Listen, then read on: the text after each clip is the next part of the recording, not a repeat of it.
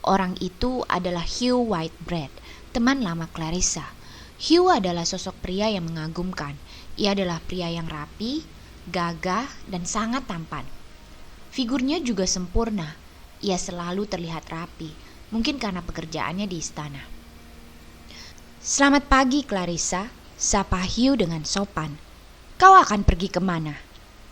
"Aku senang berjalan-jalan di London," ujar Nyonya Dalloway.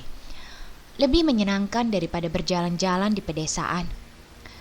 Mereka bertemu untuk menemui dokter, sementara orang-orang lain saling bertemu satu sama lain untuk melihat lukisan dan foto, menonton opera dan mengajak anak perempuan mereka keluar berjalan-jalan. Whitebread malah datang untuk menemui dokter. Entah sudah berapa kali Clarissa mengunjungi Evelyn Whitebread, istri Hugh, di panti jompo. "Apakah Evelyn sakit lagi?" "Evelyn adalah wanita yang sangat menyenangkan," ujar Hugh. "Istri Hugh memiliki penyakit dalam, meski sebenarnya penyakitnya tidak begitu serius." Clarissa Dalloway paham, tanpa harus dijelaskan lagi apa sebenarnya penyakit Evelyn. Begitu bertemu dengan Evelyn, Clarissa hanya diam saja saat melihat topi yang dikenakannya. Topi itu sangat mencolok dan mengganggu pandangannya. Apakah Evelyn tak tahu bahwa topi itu tak cocok dikenakan di pagi hari? Pikir Clarissa. Suami Evelyn selalu memperlakukan Clarissa seolah ia masih berusia 18 tahun saja, penuh kesopanan. Hugh selalu mengangkat topinya tiap kali bertemu dengannya. Dan tentu saja pria itu akan pergi ke pesta Clarissa malam ini. Evelyn juga pastinya akan bersikeras untuk datang ke pestanya. Tapi sepertinya mereka akan datang sedikit terlambat, karena Hugh harus menghadiri pesta di istana terlebih dahulu dan menemani seorang karyawan muda bernama Jim. Clarissa selalu merasa kecil di samping Hugh, meski secara emosional ia sudah terkoneksi dengan Hugh. Alasan dari kedekatan mereka adalah karena Clarissa sudah sangat mengenalnya dengan baik sedari muda. Namun alasan utamanya adalah karena Clarissa menganggap Hugh sebagai pria yang sangat baik. Meskipun Richard hampir dibuat sinting olehnya karena perasaan cemburu dengan kedekatan mereka. Dan Peter Walsh juga tak pernah memaafkan Clarissa karena menyukai Hugh. Clarissa teringat kemarahan Peter pada Hugh. Hugh tentu saja bukan tandingan Peter bila dilihat dari sisi manapun. Karena Hugh tidak sesinting Peter, ia cerdas. Namun meski Peter sinting, ia juga punya sisi baik. Ia bukan orang yang mementingkan dirinya sendiri. Saat ibunya yang sudah renta memintanya untuk berhenti menembak dan membawanya ke daerah Bath, Peter melakukannya tanpa mengeluh sedikit pun. Meskipun sebenarnya bisa dikatakan bahwa dari segi perasaan, pemikiran maupun perangai, ia sama sekali tidak menunjukkan bahwa dirinya adalah keturunan pria Inggris terhormat. Dan hanya pada keadaan terburuklah sikap Peter menjadi tak dapat ditoleransi lagi. Ia bisa menjadi sangat menyebalkan. Meski sebenarnya ia adalah orang yang menyenangkan untuk diajak jalan-jalan di pagi seperti ini. Di bulan Juni, dedaunan telah jatuh dari dahan pohon. Para ibu sibuk menyusui bayi-bayi mungil mereka. Surat-surat sedang dibawa dari armada menuju ke Departemen Angkatan Laut Inggris. Sementara itu, jalan Arlington dan Piccadilly tampak sangat hangat. Clarissa sangat menyukainya. Meski sudah sangat lama berpisah dari Peter, Clarissa tak pernah menulis sepucuk surat pun untuk Peter. Entah mengapa, tiba-tiba saja bayangan Peter muncul di benak Clarissa saat ini. Andai ia ada di sampingku saat ini, apa yang akan dikatakannya? Pikir Clarissa. Suatu saat nanti, Peter akan kembali kepadanya dengan tenang. Tak akan lagi ada kepahitan di antara mereka berdua. Peter bukanlah orang yang bisa melihat dan menikmati keindahan. Seindah apapun cuaca hari itu, seindah apapun pemandangan rerumputan dan bunga, ia tak akan bisa melihat dan menikmatinya. Ia baru akan melihatnya bila Clarissa memintanya untuk melihatnya. Ia lebih tertarik pada kondisi dunia, tentang orang-orang yang tak akan pernah mati seperti yang dinarasikan oleh Wagner dalam puisi karangan Pope, serta kepincangan-kepincangan jiwa manusia. Peter sering memarahi Clarissa. Mereka juga sering berdebat.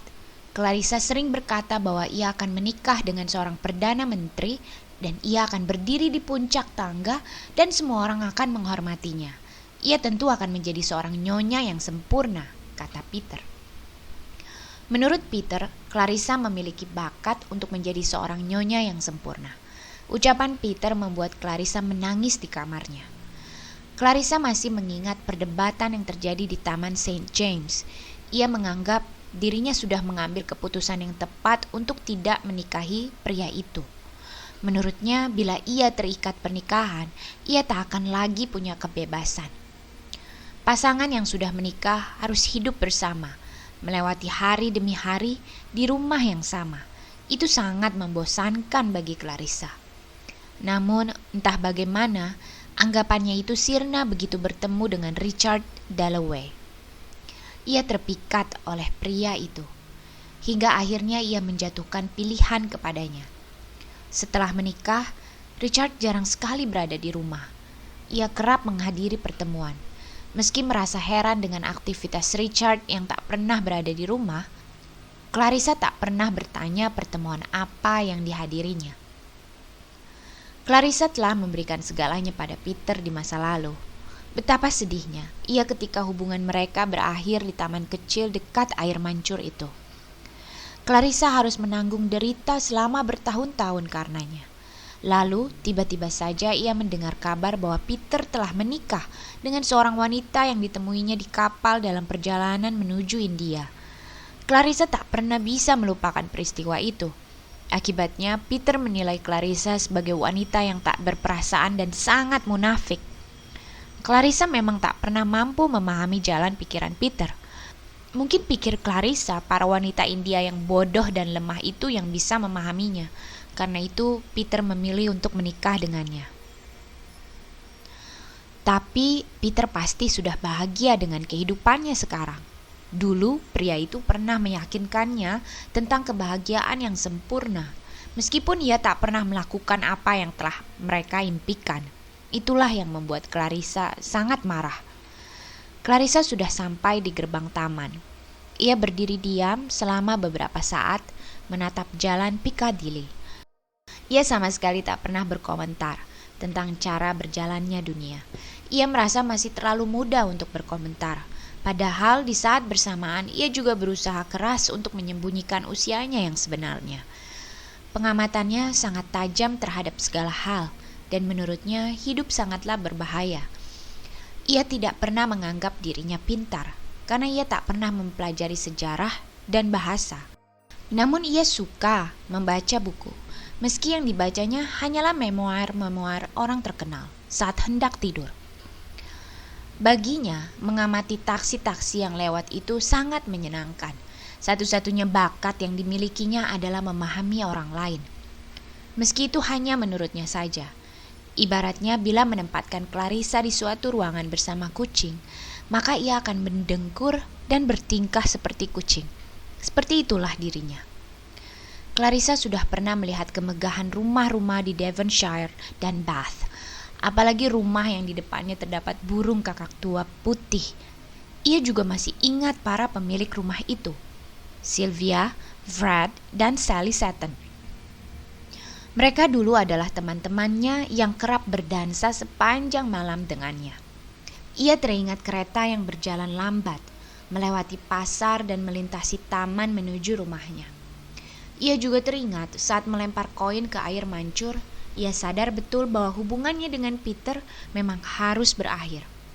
Bahwa kehidupannya harus berjalan tanpa pria itu. Apakah Clarissa membenci kenyataan itu? Yang penting ia dan Peter sama-sama menjalani kehidupannya masing-masing. Clarissa merasa senang bisa menjadi bagian dari orang lain, apalagi orang yang belum pernah ditemuinya. Segala hal yang telah terjadi di dunia sampai saat ini telah menanamkan berjuta air mata pada seluruh pria dan wanita. Air mata dan kesedihan, keberanian dan kesabaran, penuh ketabahan.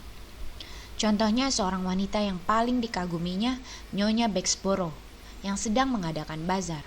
Di bazar itu ia menjual begitu banyak buku, seperti misalnya John's and Jolity's, Soapy Sponge, Mrs. Equit's Memoirs, dan Big Game Shooting in Nigeria. Begitu banyak buku di sana, tapi tak satu pun yang tampak tepat untuk diberikan pada Evelyn Whitebread yang berada di panti jompo. Tak satu pun buku yang dijual di sana akan bisa menghiburnya dan membuatnya ceria, meski hanya sesaat. Di saat orang lain tak henti-hentinya mengomentari penyakitnya dan membuatnya kesal, Evelyn ingin orang-orang terlihat bahagia saat ia datang.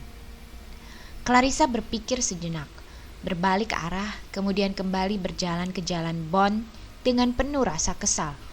Ia merasa bodoh karena menyimpan motif lain saat akan melakukan sesuatu. Lebih baik ia menjadi orang seperti Richard, yang melakukan hal-hal untuk dirinya sendiri. Separuh hidupnya telah dilewatkan dengan melakukan segala sesuatu untuk kepentingan orang lain, dan untuk membuat orang lain terkesan. Saat ini pun ada seorang polisi yang mengajaknya bersalaman. Padahal sebelumnya belum pernah ada yang mengajaknya bersalaman seperti itu.